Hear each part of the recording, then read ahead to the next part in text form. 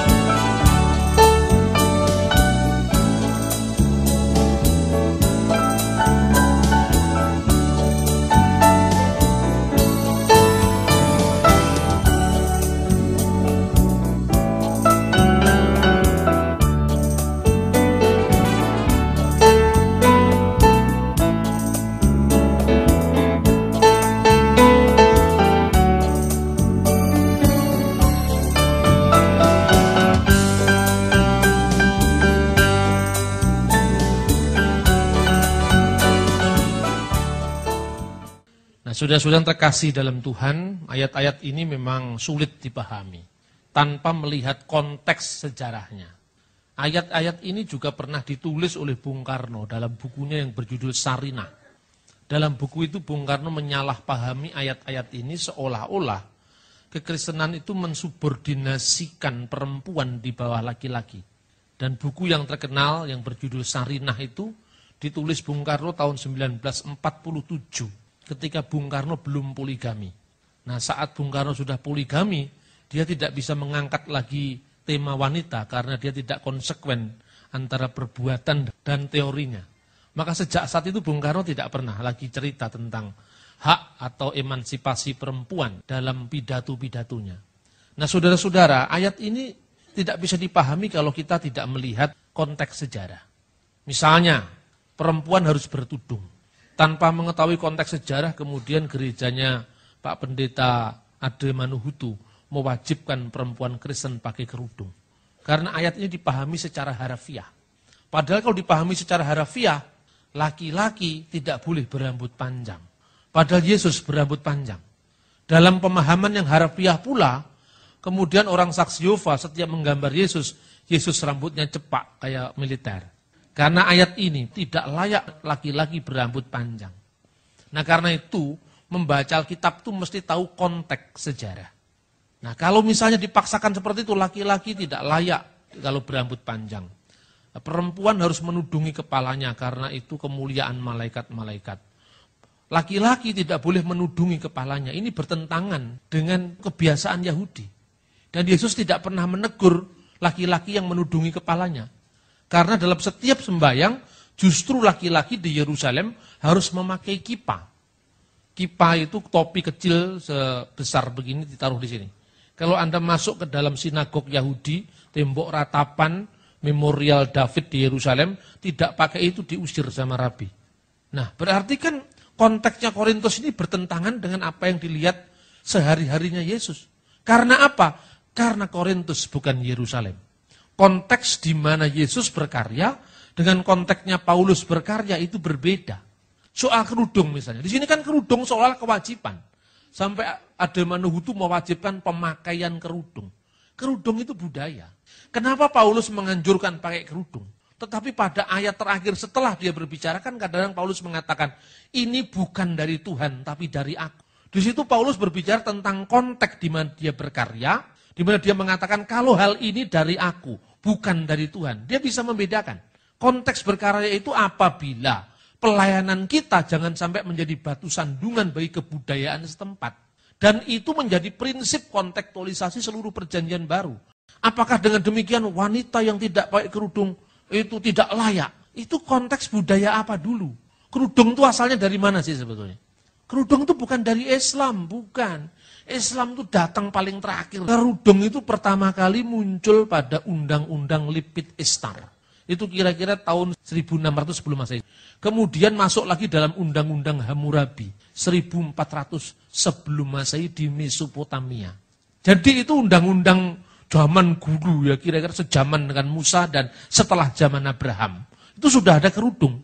Kerudung itu lambang stratifikasi sosial satu. Kedua, kehidupan Timur Tengah itu kehidupan yang alamnya memang sebaiknya memakai kerudung. Sebab kalau waktu debu, angin musim, itu kan debunya kemana-mana. Makanya rumahnya orang-orang Timur Tengah, orang Mesir, Libanon kan warnanya coklat semua. Sebab kalau dicat putih, coklat juga akhirnya.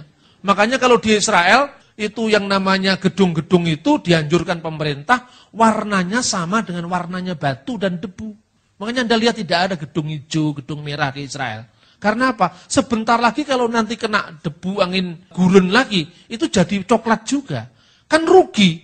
Maka kalau warnanya sama dengan warna debu, kan abadi warnanya gitu loh. Jadi kalau yang seperti itu masa kita samakan dengan Indonesia kan nggak sama. Pertama alasan konteks budaya, kedua alasan alam sekitar. Di mana kita membaca kisah Alkitab tentang kerudung. Kisahnya Yakub dengan Lea. Bukan hanya kerudung, purdah. Purdah itu yang kayak ninja itu cuman kelihatan matanya itu. Itu ceritanya apa? Yakub bekerja 7 tahun di paman Laban, kan gitu kan ceritanya. Dia kepingin naksir anaknya yang namanya Rahel. Tetapi kemudian waktu saat pengantin itu dipertemukan, maka Lea yang dipersembahkan kepada Yakub. Ketika sampai di kemahnya, pada malam itu dibukalah oleh Yakub, loh ternyata kok kakaknya, bukan adiknya.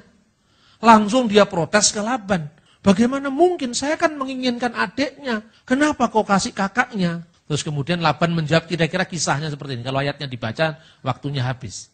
Nanti dibaca sendiri di kitab Kejadian. Kira-kira kemudian Laban mengatakan, menurut adat kami, seorang adik tidak boleh mendahului kakaknya menikah. Maka ambillah Lea dulu. Kalau kamu ingin mendapatkan adiknya, bekerjalah 7 tahun lagi.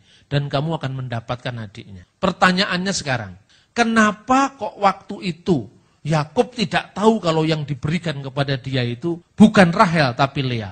Karena pakai kerudung. Dan kerudung itu hanya kelihatan matanya. Terus kedua, perbedaan adat antara Yakub dan Laban. Menurut adat kami, artinya adatnya orang Israel beda dengan adatnya Laban. Laban itu orang mana? Dia yang dikenal dengan orang Aram. Orang Aram itu ada 2. Aram di antara 2 sungai, namanya dalam bahasa Ibrani Aram Naharayim.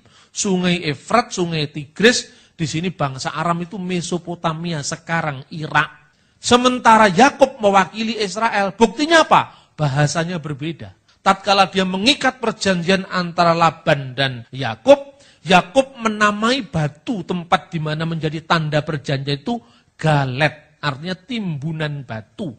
Tetapi si Laban menamainya dengan bahasa Aram, Zegar Sehaduta. Zegar itu bahasa Aram artinya hajar bahasa Arab.